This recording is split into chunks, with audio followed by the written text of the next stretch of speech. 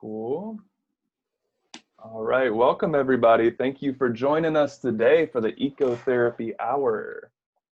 We are going to be jumping into a really awesome talk with good friend Phoenix, and we are going to be learning how to make a special salve and a spell with the salve, and Phoenix is going to lead us through the different herbs that she's collected to make that salve.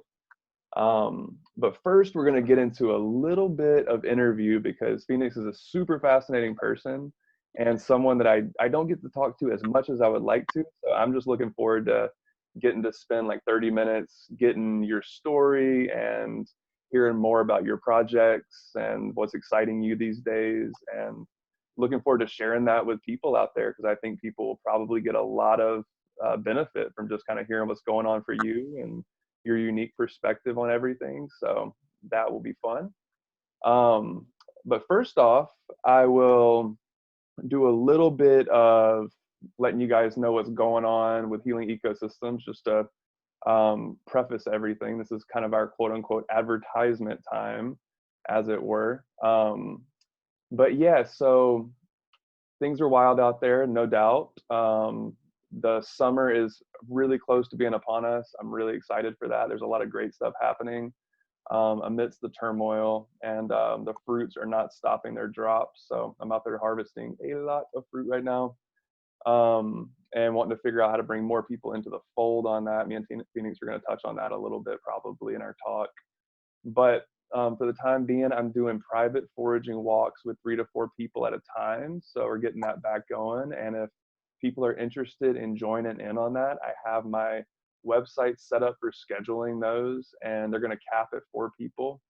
Got it going all through the month of June right now, and going to start setting up the calendar for July too. So definitely stay in touch on that stuff. I'll be sending out emails and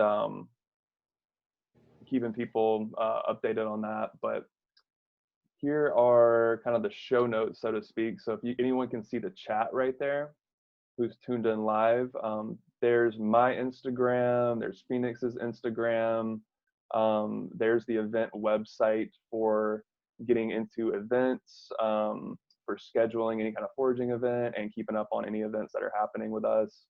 And also have some products that we're starting to sell, which is a new thing. We got an Albizia julibrissin tincture, which is a potent antidepressant tincture that I talked about pretty extensively on a past show.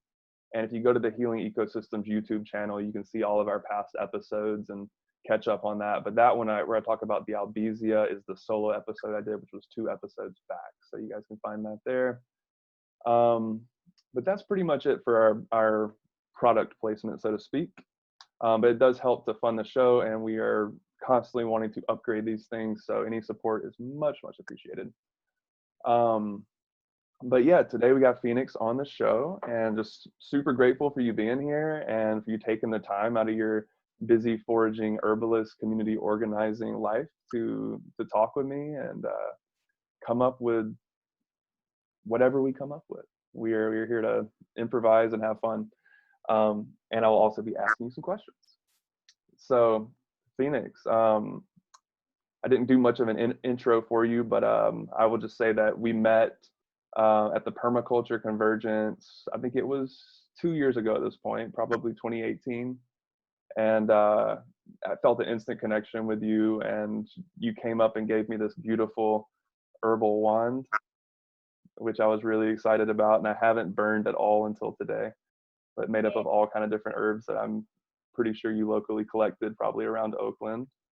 And that just made an impression on me. It's always nice when someone gives you like a handcrafted gift, and that was really sweet. So yeah, Phoenix, you can fill people in if I miss anything here, but I know you as a forager, as an herbalist. I know you teach children different forms of herbalism and some modern day witchcraft in there as well, and folklore, and you weave these things together in such a balanced and grounded way that I think it's really accessible for people, and it makes a lot more sense to me, and I really appreciate your hands-on approach. Everyone I have on, I really appreciate really prioritizing people who are really doing the work, you know, experiencing the food, the nature, the forageables, all that stuff. And I feel like you're really doing that. So welcome on, and feel free to fill in any of that bio that I may have missed.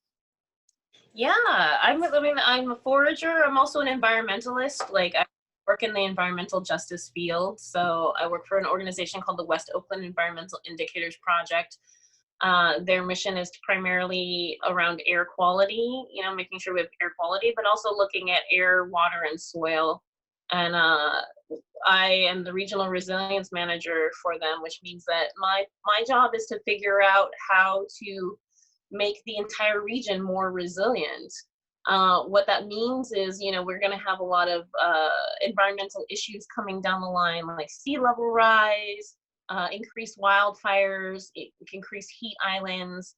So my job is to figure out a plan for how we as a community are going to deal with that. And yeah, part of the way that I do that is through foraging. I started a lifestyle brand called WokeWitch about 5 or 6 years ago. It started with an event called the Witches Walking Tour of Oakland. And on the Witches Walking Tour of Oakland, I do a tour of Lake Merritt, and I take people around and show them the magical, medicinal, and practical uses of 22 plants and herbs around the lake. And this is very, very much tied to my environmentalist work. I believe, you know, that with climate change coming down the line and with all of the things that are happening in the world, that we are going to have to build localized economies that are based on natural resources that we have within the community. So yeah, when I go on what I call my witches walks, you know, I go around and I just kind of like discover all the natural plant life and things that are available to us. I think, I mean, obviously, you know, like right now, there are loquats all across the city that are like rotting and falling on the ground. It breaks my heart so much. And I just really want to see us start utilizing some of the natural resources that we have in the community. So that's kind of been the basis of it. And then WokeWitch has evolved into an entrepreneurial coven of witches. So I started my original business, WokeWitch, where I do the herb bundles, I do herbal salves, I help people with magic spells, I do energetic body work. So that's all in my own practice. But right now I'm gathering a group of other witches who have started their own businesses, and we're going to be coordinating. So right now we're working on a website, and the website is wokewitch.life, and it is going to be a directory of witches that you can hire for various witchy things that you might need in your life. Right. And we'll definitely include that in the show notes when we do the YouTube write-up, wokewitch.life. That's where people can sign up to be on a coven, it sounds like. Mm-hmm. And the coven, correct me if I'm wrong, that's kind of a traditional term where witches would meet and sort of share, I suppose, story and recipe and whatnot like that. Yes. So it sounds like you've sort of upgraded that to a modern technology where it's sort of around probably some of those traditional things, but it's also expanding into making viable businesses around regenerative economies and around herbalism. Yeah, so in a past life, I was the founder of a leadership development organization called the New Leaders Council. So I teach people how to be leaders, and help teach people how to be leaders. And so this is sort of the extension of that, is like how to be leaders as witches. Mm-hmm.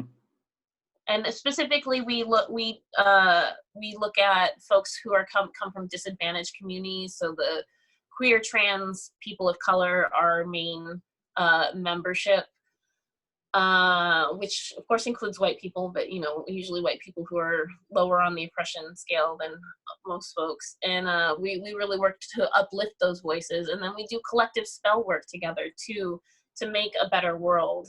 You know, the premise behind what the philosophy of WokeWitch is that this whole world is a heaven. Like this, we never left the Garden of Eden. We just forgot that it was a garden. And so with WokeWitch, with the magic that we're doing, we're trying to wake people up to the idea that this world is a garden and it is heaven, and it does have all of the things that we need. I love that. I love that. That's such a beautiful overarching principle to be operating from, and I hold a really similar belief. And I find that with spiritual traditions in general, there's this kind of underlying paradise on earth, and that's where there's a lot of overlap between different traditions that are somewhat controversial. But I look for the overlap, and those are usually the places of truth. So I love that you're overlapping into that premise as well, because it's like when we're out on the street and seeing, you know, these beautiful, beautiful trees that are producing like all these loquats like you were talking about. And I was out harvesting mulberries this morning, and there is a little slice of kind of like there is this heaven kind of coming out through the concrete, and it creates community around it, and it allows for people to slow down. And so it's not just about collecting free food, but it's really about networking community. And that's how I've met so many of my neighbors. It's just through harvesting fruit trees. So um, yeah, I'm curious, how did you sort of get started on this path? I got sick. That was the first thing. Let's see, it was around 2013, and I started hearing voices and I started seeing visions, and I was diagnosed with bipolar disorder. Mhm. And as part of my healing in bipolar disorders, I started taking walks around the lake. And there's an article that I like to reference called The Shamanic View of Mental Illness that talks about how when a person presents with mental illness, they're actually a healer. There's somebody who is more in tune with the spiritual world, and what's happening when they go into a what we deem mental illness is that like the spirits are talking to them. They're being opened up to this whole world as a healer.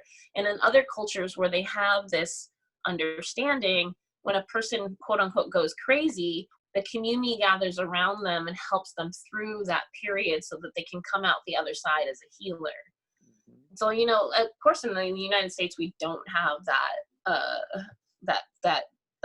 practice at all. But I was lucky enough that I was around people who did and who believed that I wasn't going crazy, but that I was going through a very special experience. And so in being able to frame that for myself as a special experience and to understand myself as magical, it really helped me to process it. And then just being around the lake, like once I started going around the lake, like the voices in my head, I started to realize that some of them were the voices of the trees and of the plants, and they were talking to me.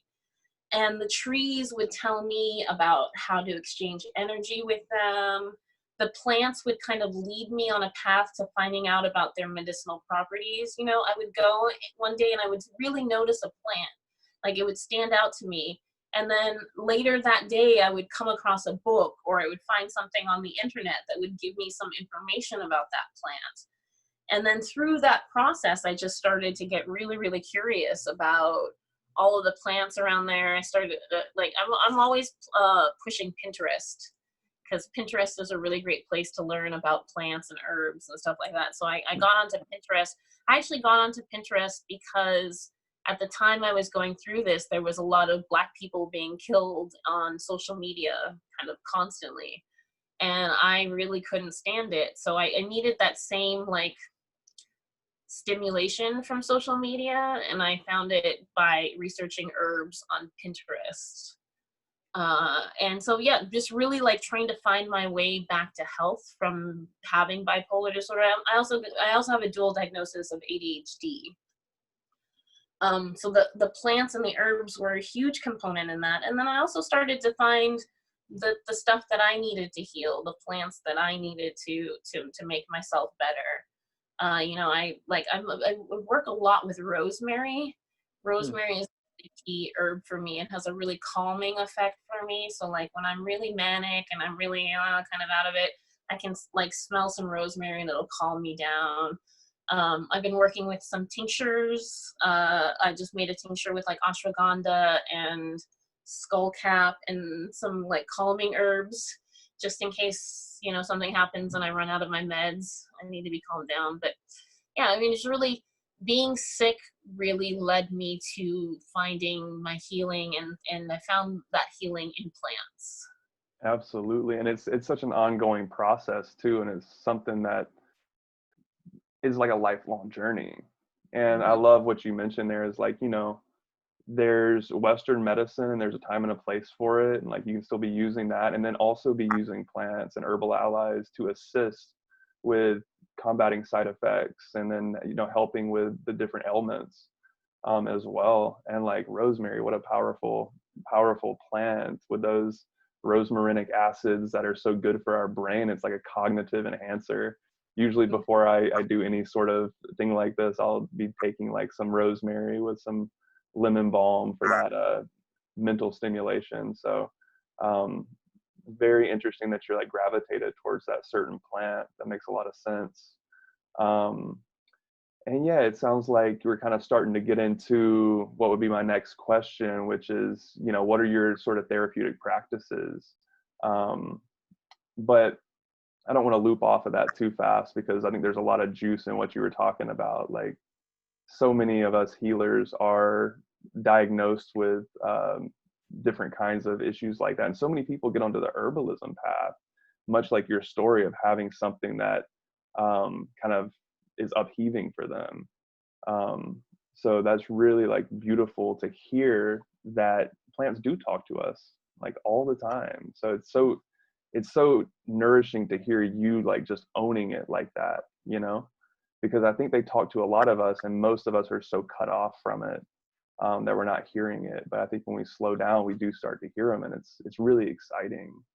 So kudos to you for listening to it.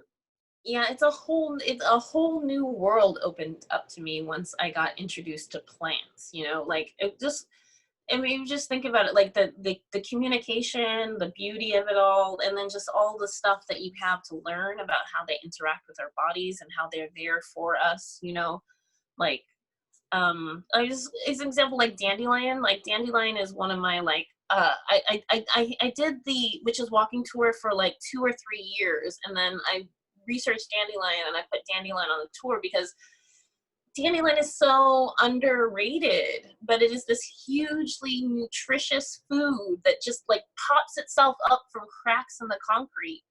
You know, like I've seen situations where people have been hungry. You know, I see people who are homeless and they're hungry and they're asking for food and they're sitting in a field of dandelions. And you just want to say to them, actually, you're surrounded by food, good, nutritious, healthy food. But, you know, so many times people don't see it. They don't understand what the outer world has to offer them. And that just seems like a tragedy to me.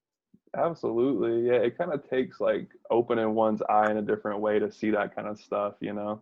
And that's the beauty of the kind of work that we're doing, where it's like you're starting to open up people's eyes to those different plants that are growing out of the cracks in the sidewalk that are so nutritious and so amazing. Um, so are you doing any witches walking tours now, or you been off of it for a while with COVID or? I mean, the last one I did was right before the pandemic hit, and I haven't really seen, you know, that it's such a good idea to do. I mean, I think maybe I might start getting into social distance walking. I've been kind of doing more foraging days, kind of taking after you. Your foraging Fridays have been quite an inspiration to me. So like last weekend I had a bunch of friends and we just did the like 1 block around my apartment and we found so much food. I've Mm-hmm. got like a whole bucket of oranges right now that I need to process into something because they're gathering fruit flies, but today is the day. Totally. And I think I might start doing more foraging days than just plant identification days.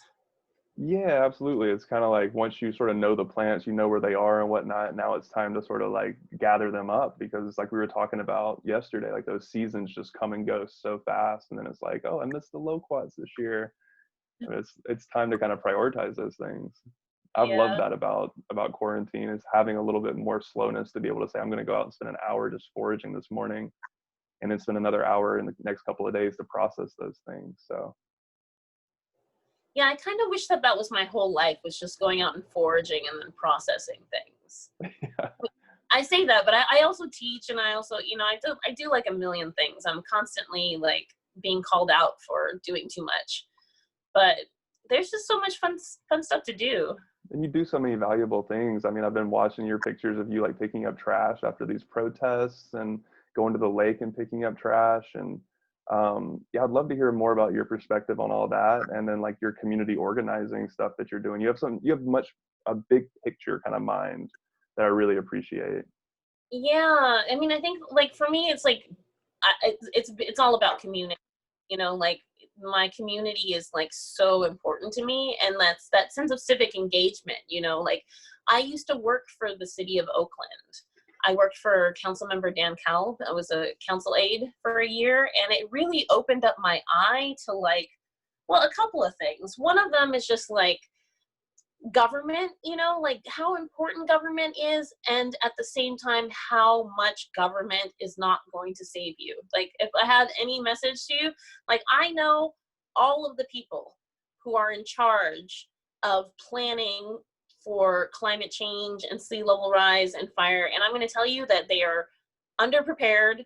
There's an insufficient amount of people, and they do not have the resources that they need to address it. So if you all are sitting around expecting that when these disasters hit, that your government's going to come in and sweep in and help you, I just got to tell you that that's probably not going to happen. So like we as private citizens have a huge responsibility to help ourselves, like not just in like disaster preparedness, but, in transitioning this society. I work in what's called the field of resilience. And resilience is defined as our ability to return back to normal, quote unquote normal, once we've had a disaster. But in reality, we can't afford to go back to normal. Like normal wasn't working for us anymore.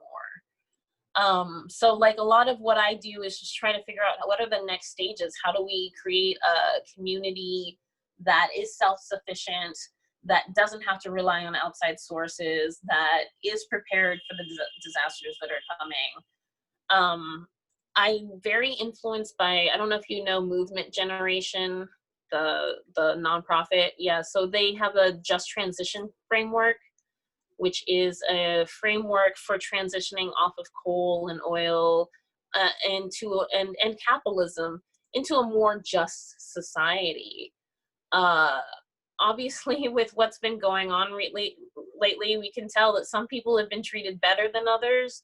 And like Black Lives Matter is so important.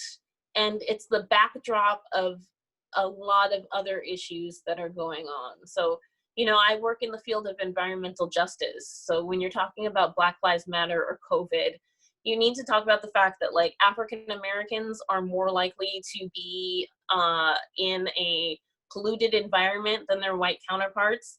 They're more likely to have the cancers and heart disease and all the things associated with that. They're more likely to have things dumped on them, to live near power plants or a mine. I mean, and it's true across other races as well. Like on indigenous land, 90% of all uranium mines are on indigenous land. So when you're talking about like nuclear energy, all of that burden has been put on indigenous communities. And if we are going to change and we're going to be better as a society, we have to empower and uplift those folks to be the change makers in our community. So that's kind of what I work on, is uplifting those people to try to build a localized economy. Foraging is part of that. Totally. Yeah, that's the weight of a very large part of the world kind of on your shoulders there, dealing with it's huge, and I'm so glad that I have people like you in my community who are working on those kind of issues and kind of keep me abreast as to what's happening with that stuff. Because I mean, we live in a place that's like you and everyone else who's listening probably knows is it's extreme. I mean, just like going to West Oakland and seeing like what's going on there, and then like going to Richmond where there's like these giant Exxon or Chevron them extracting oil and processing oil over there, and how those communities are so affected by that, and the air quality is so affected. And yeah, it's pretty ridiculous. It's definitely heartbreaking. And it is like a bigger backdrop to what all is going on right now. We're just at such a breaking point with things right now. But yeah, I wanted to also ask you, maybe some of this will weave into this question, but what are sort of your ecotherapy practices these days? Like what is nourishing you as far as being in nature in any sort of way, or working with any certain plants, tinctures? And we touched on that a little bit, but I wanted to open that up for you. The walks are the most therapeutic thing for me, is just being able to take a walk in a neighborhood and gather some herbs, and then like come back to my house and turn that into something. So like I do the herb bundles. They're like therapy to do the herb bundles, and like I've done them for people. Like it's actually a an offering that I have. If you ever have a party or something and you want me to, I can bring herbs out and we can do herb crafts at a party. But it's just nothing that makes me feel better than just walking amongst the community and seeing all the resources there. I mean, also like I engage in meditation, and then I just also engage with my community, like being able to connect to people like you who are doing amazing things. And it's uplifting and it keeps me going. And I think like when you're in activism, a lot of the focus can sometimes be on what's wrong and what's bad and what needs to change. And for my activism, my organizing, I really like to focus on the good things, the positive, the love, the world that I want to live in. That is the main focus, the thing that I always keep my mind on, and then everything is in service to creating that world. Absolutely. I love this idea of the herb bundles. I was seeing something the other day talking about how like pain is so transmuted through the hands in a lot of indigenous traditions. Like people just work with their hands all the time, and I think we find that when we actually do that stuff, and especially when we do that in community. Like it's so fun to like process fruit or to make an herb bundle. I would love to do that with you at some point, by the way.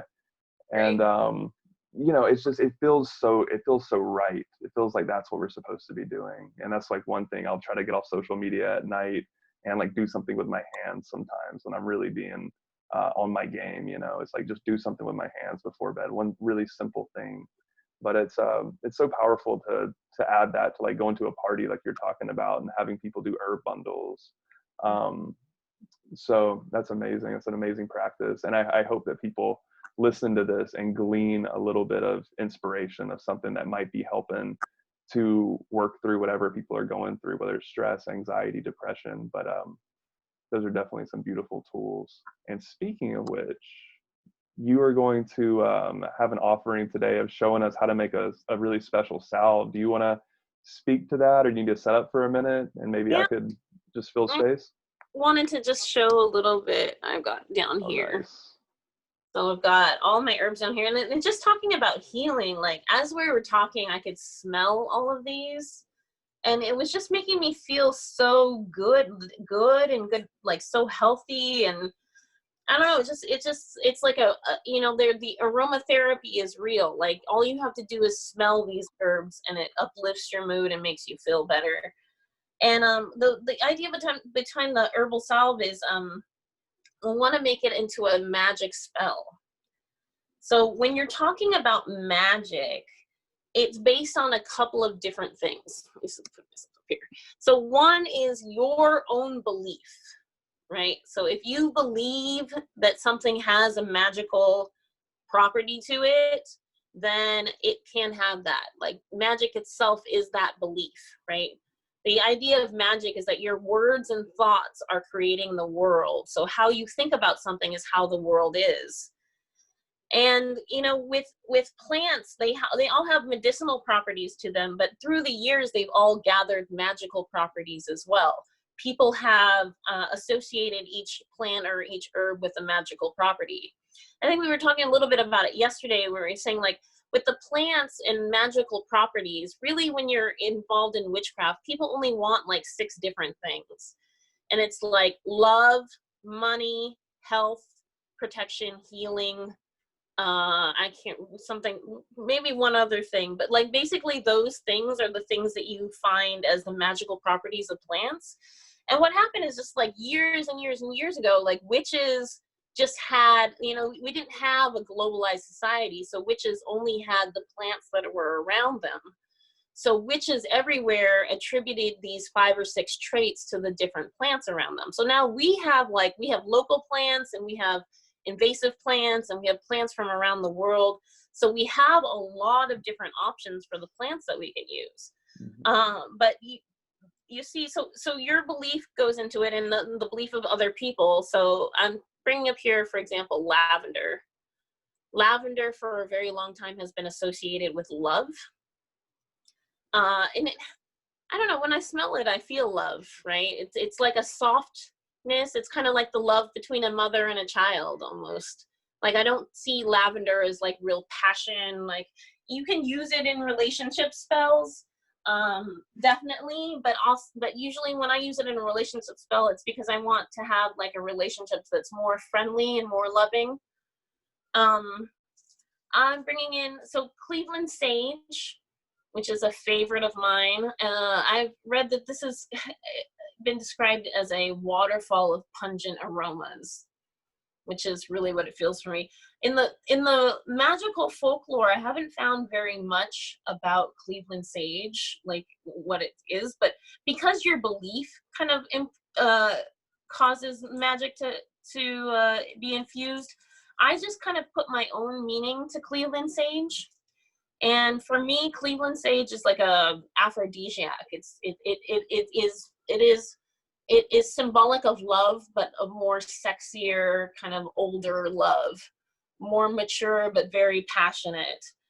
I've got here some dandelion heads, so you can see those.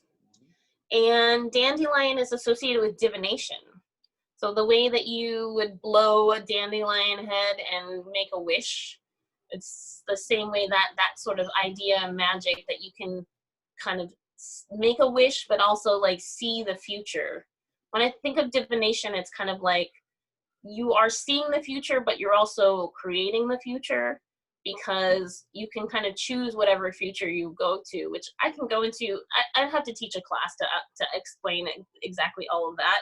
But like the way that I do magic is through chaos magic. So the world is what you want it to be. So when you're doing divination and you see a vision, it could be a vision or it could be something that you're creating. And you can also reject your vision if you don't like it. Anyways, going into the rest, I've got rosemary here. Rosemary is associated with memory, both scientifically and magically.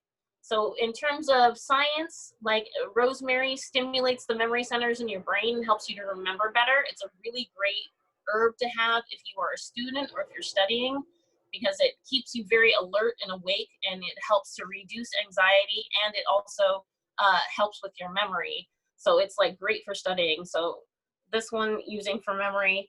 I also have some fennel here. And fennel has a lot of different properties. This one is also associated with sexual potency and virility, but it's also something that protects you from curses. So we're going to use this today in the spell that we're doing. And then I also have some lemon balm here. Lemon balm, like, you know, it helps you to reduce an anxiety. And from a magical point of view, it it reinforces your will to live. So we're gonna do a spell today, and then I have tansy, which wards off evil and disease. So all of these spells have a different meaning, and what you can do is all these herbs have a different meaning. You can bring them together for a spell that you want to do. When you're spelling, when you're doing a spell, you're just putting your intention out into the world, right? So the spell that I have decided to do today is called A Peaceful Pathway to a Just Transition. So since we are all in very kind of crazy times, and there's no guessing what's going to happen after all of this settles down. As a witch, I want to kind of control my world and kind of change like the direction that it's going in. And what I really want is for us to have a just transition into a more economically sustainable and just world. So I'm going to use all of these herbs as a way to bring in the magical properties that they're doing. So with, and I'm going to put it into an oil. Today I've got some coconut oil and I've got some olive oil, and I'm going to mix them together. So we're going to put the coconut oil in.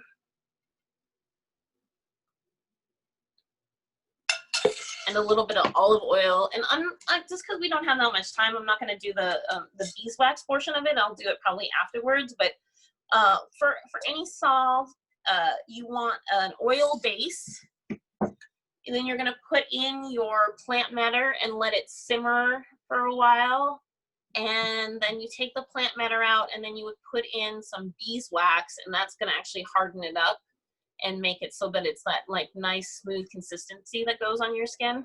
Let's see. So I've got some olive oil and I've got some coconut oil in here, and then I'm just gonna start throwing in the herbs. So very nice. So this would basically be something you would use just for moisturizing the skin, maybe moisturizing your hands, something like that. Yes. From the perspective of healing and health, it would be just a moisturizing. It smells really great. Like this is a really great way to make your own perfume, especially for folks who are scent sensitive. Like I don't know if you have noticed this, but the more I deal with herbs, the more scent sensitive I become to chemicals. Yep. Yeah. I think as we our vibration goes to different places, it's hard to deal with fake stuff. Yeah, I've had big problems. Like my roommate brought home this it's like this carpet cleaner that you put on the carpet, and it's supposedly got lavender essential oil in it, but it also has what is called a fragrance. So whenever you buy any sort of chemical type thing, it can say that it's natural, but if it has the term fragrance in the ingredients list, that could be anything from petrochemicals to any sort of toxic chemical. They can put anything in there and it can mean fragrance. So I try to avoid anything that has like a fragrance as a part of it. Right on. So this is a great alternative for people who don't want to definitely like buy perfumes or colognes necessarily. Yeah. So you can see I've just thrown all the stuff in there. Just mix it in. And what I'm going to do after this is just put it onto the stove. So if you want to come with me.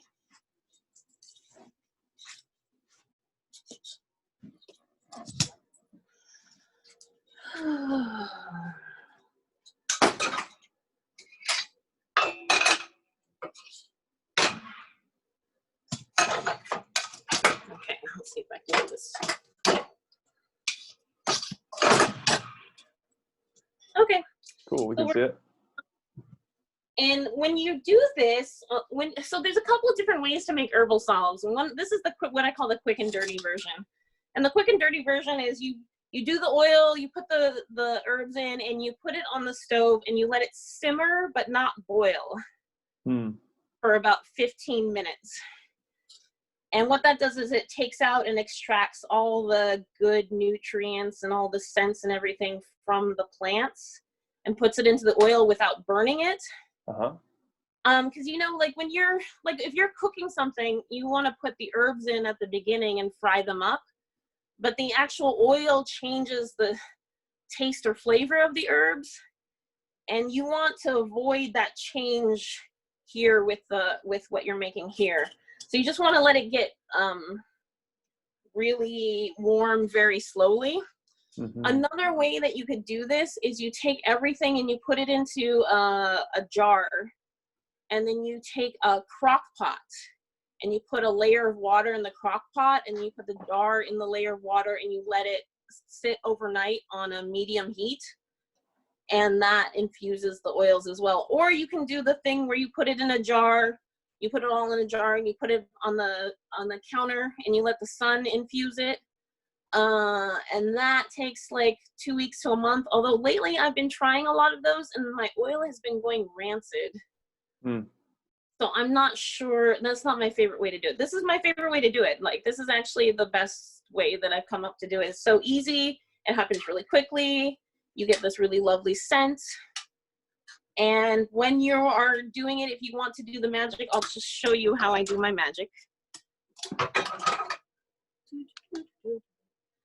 I do it through my hands, right? So I imagine the thought form that I want to go into this, which is a peaceful pathway to a just transition.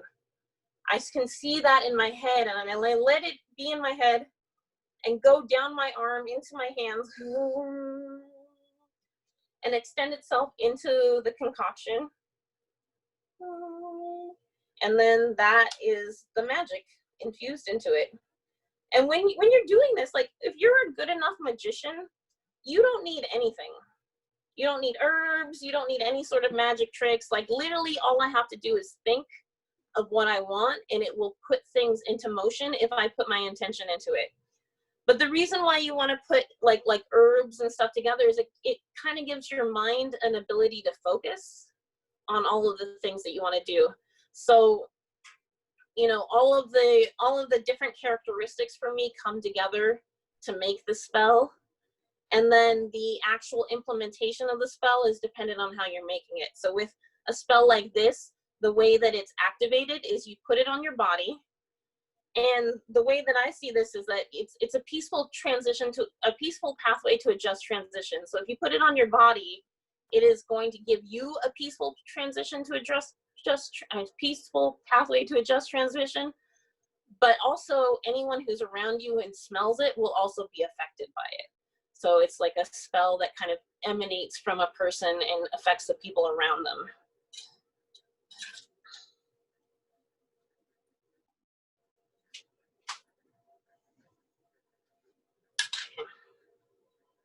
We lost your video for some reason. I can still hear you. Sorry, my mom was calling. Oh, okay, you're back on. Yeah, I'll have to call her back. Right on. So that's simmering on a very low heat now. You've infused it with your spell. It's got all these wonderful herbs in it, coconut oil, olive oil, and you're going to let it go for about 15 minutes or so once it kind of gets on that low boil, or simmer, I should say. Yeah. All right, right on. Yeah. And also for people who are listening in, we're getting towards that time where we can start asking Phoenix any questions that you have. So if you have questions about her process on working with these herbs and these spells, then we have a chat here that you can chat into. I'm going to say hello on it just so people see it blinking if they don't see it already. And you can ask her questions there. And also you're free to unmute yourself if you have a more in-depth question that you want to ask that's maybe too long for chat, or if you just want to come on and talk and ask a question, that'd be amazing.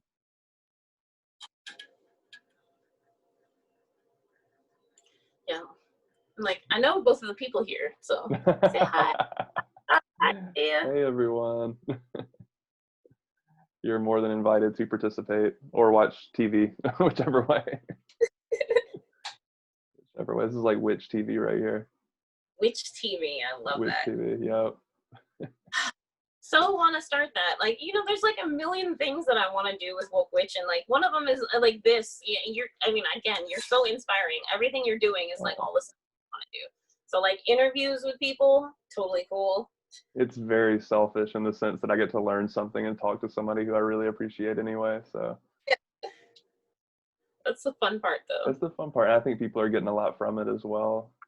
Yeah. Okay, it's starting to bubble a little bit. Right on. Oh yeah, and did you want to mention at all where you collected your ingredients from? I know that that's a special part of your process. So I collect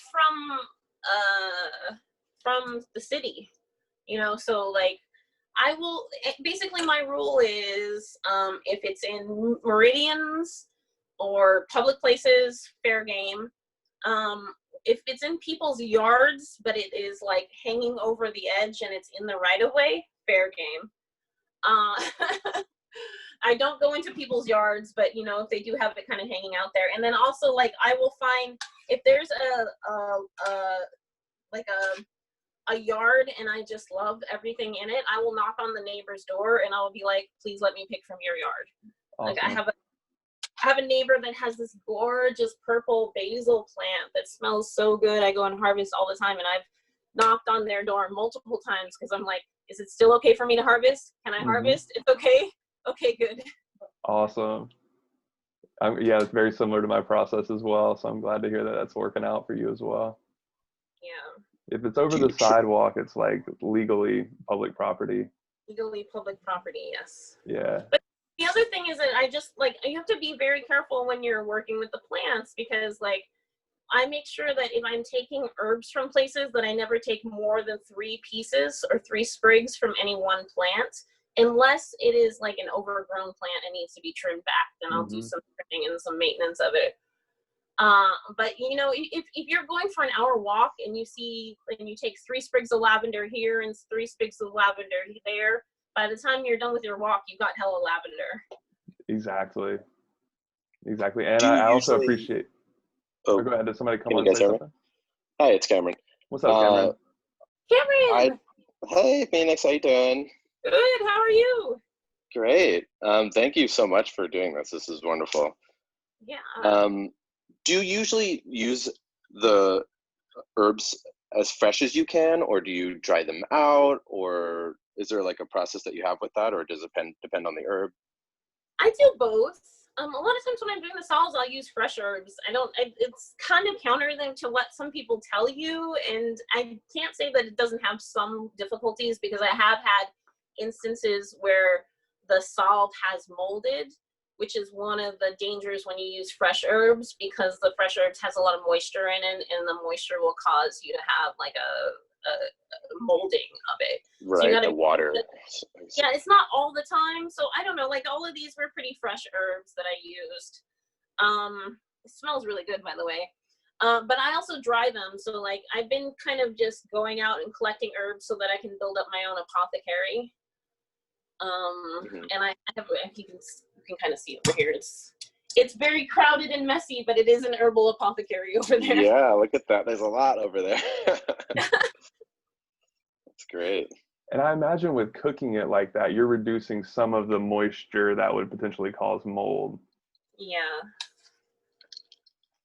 Yeah, I'm trying to figure out ways to make sure that it doesn't go moldy, but I've had a couple of them go moldy recently. So I don't know. Still just experimenting. Absolutely. Yeah, you got to keep making mistakes. They're a lot more valuable than successes anyway. So good on you for just keep trying. Some of these things you can't find in books, you know, it's like you can't learn it well from a book no matter what. So you just have to do it over and over and over again. I always think of that quote, like the master has failed more than the student has ever tried. Yeah. It's Lao Tzu or something like that. Yeah. So good on you. I mean, you know, now like the really great, it's ironic because the pandemic has given me the space to experiment a lot more with foraging and herbs and stuff like that. A lot because I'm teaching online, and when I'm teaching online, I'm teaching them all this kind of stuff. And I also let my kids kind of like make the decision about what direction the class is going to go. So sometimes they'll be like, oh, we want to make this really weird, obscure thing. And I'll be like, okay, I guess I got to go do research on how to make that. That's awesome. Okay, yeah, how are you teaching kids? What is that through? Zoom. We teach on Zoom. It's with the Mycelium Youth Network. Okay, I don't know much about that. Yeah, Mycelium Youth Network is it's just a startup that is about teaching kids about climate change and resilience. So we are working on like creating like resilient school spaces where we go into a school and we teach the kids like how to compost, how to make their own products, how to, you know, we set up solar panels, we set up like garden beds, and then that way the school itself is like really resilient and the kids know how to interact with every part of the resilient space. That's amazing. Kids definitely can use that and can also come up with a lot of creative ideas. Like they're amazing teachers themselves. Indeed. Yeah. I'm going to show you, I'm draining the plant matter out, and now this really rich oil, which smells amazing. Wow. Was that a 50-50 split of your two oils, or did you use a little bit more on the olive oil side? You know, I don't measure when I do things, so Okay. it looked like a 50-50 split. It looks pretty Okay, good. nice. When I'm not going to do it now because I have some issues with my beeswax that just make it inelegant for a live show, but I will add some beeswax into it later so that it hardens up and is like really more of a lotion scent to it. Got you. And then will that keep in a like a solid form, or does it kind of like fluctuate with the temperature, kind of like olive oil? The beeswax is to keep it in solid form. Okay, got you. Yeah. Where do you get your beeswax from? I used to get it off of Amazon, but I feel really good about the fact that the last time I got it from the farmer's market. There's like a local, what do you call people who keep bees? And he had a bunch of beeswax and I got it from him. Nice. Oh, cool. Yeah, I was wondering if you potentially got it from the bee store on Telegraph and 30th. I sometimes do go there. Yeah. Okay. Yeah. Nice. And the beeswax no doubt has some medicinal properties to it as well. And yeah. it's so interesting with this stuff because I mean you're putting it on your skin, it's infused with this magic, with this spell, with this peaceful just transition energy into it. And then I mean the skin is the largest organ on our body as well. So I mean you're really putting this medicine straight into you as well. So it's working on many different levels. I think that's really amazing. And you can't sleep on the smell. Like there's nothing like that. Like no perfume that smells like naturally infused lavender oil. Exactly, with the Cleveland sage and all the different amazing herbs that you put in there. Yeah, actually that kind of begs the question, has there been anything that you've added as an herb that you realized, hey, maybe this wasn't a good idea, I'm not going to try that again in a salve? Oh, yeah, there's a lot of different things. I'm trying to think of like in terms of, basil is really overpowering. Like if you put even one leaf of basil in, it is going to smell like basil really to the extreme. And not always like the good parts of basil either, kind of like the more headier parts of the basil. So, and then like I work a lot with the Thai basil, with this like a purple basil, and I really like the smell of that, but if you put it in too much, it'll give you that strong basil smell. I've been experimenting lately making simple syrups and trying to see which herbs work well in simple syrups. And I'm going to tell you that California sagebrush and geranium do not work very well. Lavender is amazing. Lemon is really good. I don't know. It's just, I like right now, I just got tons of science experiments going on in my house.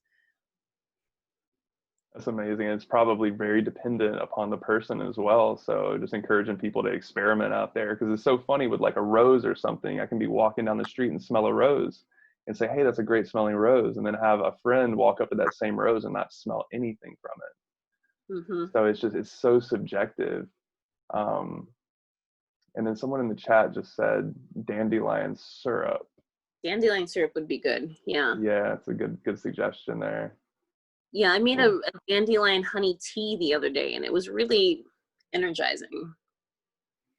Awesome. I just harvested all the roots from my garden of my dandelions as I'm preparing for like lettuce, which I kind of hate to do because lettuce is so intensive on water and whatnot. Yeah. But I weeded the dandelions out and I got my roots now. So I'm actually in the process of roasting them to then make the dandelion coffee replacement tea kind of stuff. Oh my God, I still want to do that with you. Yeah, totally. We got to go foraging this week. Yeah. Yeah, I'm ready. But yeah, is there anything else? I mean, we're kind of getting towards the hour. Is there anything else you wanted to share? I mean, I was curious, this might be another episode or something. I'd love to have you back on, but talking about the work you're doing with the ocean, with the bay, and with the shoreline that we were kind of touching on yesterday. If you wanted to go into that, it's not too much. That's great. Yeah, because so I've been working with the Bay Coastal Development Commission on sea level rise, and I've got a grant. It's a $180,000 grant. Woo-hoo. The largest grant that I've ever won to do a shoreline leadership academy starting next year. So what we're going to do is we're actually going to pay residents from the flatlands of Oakland to be a part of this academy, learn about their shoreline, communicate it to their greater community, what they learn, and then also at the end of the program, they'll be able to apply for grants for mini projects that they would like to do on the shoreline. So if they want to do like a plant remediation project, or if they want to have like a festival on the shoreline, they'll be able to apply for like $5,000 to $10,000 grants to make those happen. I love that. I'm Wow. super stoked that you're doing that. We were talking a lot about the oceans on the last episode with Michelle, and that's just such a amazing resource, like just this deep relationship that we all have with the water, and the bay is just so notoriously dumped on. So we need a lot of hands with a lot of investment in making that happen. So that's awesome that you're doing that. And just as far as people being able to find you and connect about those projects and otherwise, I put your Instagram on there. Is there anywhere else that's good for people to contact you or follow your work? Facebook, I have a Facebook page called The Witch's Walking Tour of Oakland. The WokeWitch.life website is a work in process, so it's still kind of going on. You can also check out the West Oakland Environmental Indicators Project at WOEIP.org, or the Mycelium Youth Network, which is myceliumyouthnetwork.org. Yeah, just those are the main places. Wonderful, wonderful. Yeah, I'll review this whole section and write it down in the YouTube channel so that people can get back on and find you, and then find those different organizations as well. So that'll be amazing. Thank you for the amazing work that you're doing. Thanks so much for having me. Appreciate you. It's great. Absolutely, super fun. I mean, are there any other questions just before we sign off and say goodbye? Appreciate the questions, Cameron, and good to see you too. It's been a long time. All right, so I'm going to say bye to everybody, and super appreciate you being on again, Phoenix. Really a pleasure. Thanks for showing us the South. I trust that people got a lot out of this, and we'll go out and be making salves. I definitely learned something. I haven't made a salve before, so that's good for these working hands, you know. And yeah, looking forward to connecting with you more soon. And thank you everybody for tuning in today. Really appreciate you. Thank you, and yeah, hope to talk to you soon. Absolutely. All right, everybody. Happy harvest. Take care. Blessings. And goodbye.